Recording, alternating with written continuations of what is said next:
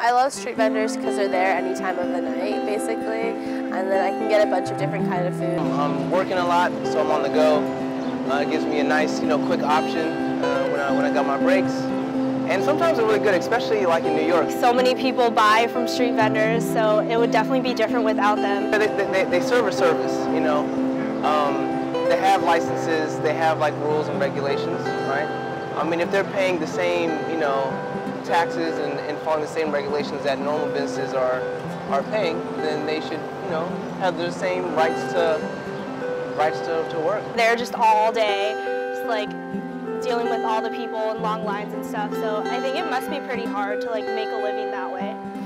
I imagine it's really hard. I mean, they work long hours. If it's hot out and it's like they're like cooking things in there, it has to be really hot. You're on your feet all day.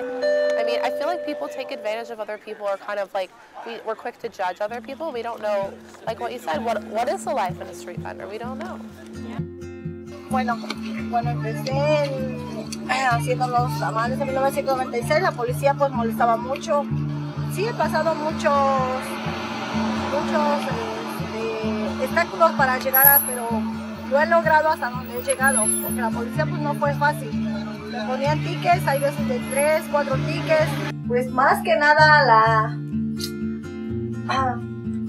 a la ciudad de Nueva York, pues que nos dejen trabajar más que nada, porque nosotros somos padres o madres que trabajamos en la calle, pues trabajamos sanamente, pero de ahí mismo pagamos nuestra renta, nuestra comida, nuestros biles, mantenemos nuestros hijos para que vayan a la escuela.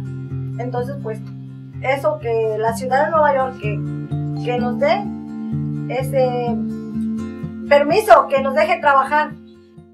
I'm the staff attorney here at the Street Vendor Project at the Urban Justice Center. So, I mean, when you look at the Street Vendor Project, there's a lot going on, right? There's the fines, that's number one. That's why it was the first thing that we decided to try to create legislation around to change, and we were successful. But that doesn't mean that the harassment stops there. But it's really difficult, I think, even when we're successful, bad things happen. It's about courage to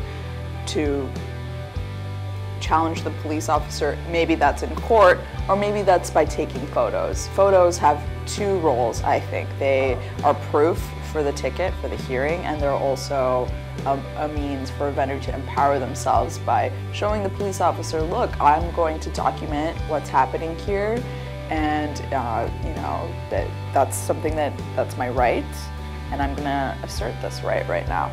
Workers' rights as an issue, really important, and we as consumers can have a lot of power in how things change, whether it's buying clothes that are made in factories in Bangladesh where conditions are horrible, to knowing that your neighbor is not paying their nanny a fair wage, right? The more that we're aware of all of these things, then we can actually do something about it.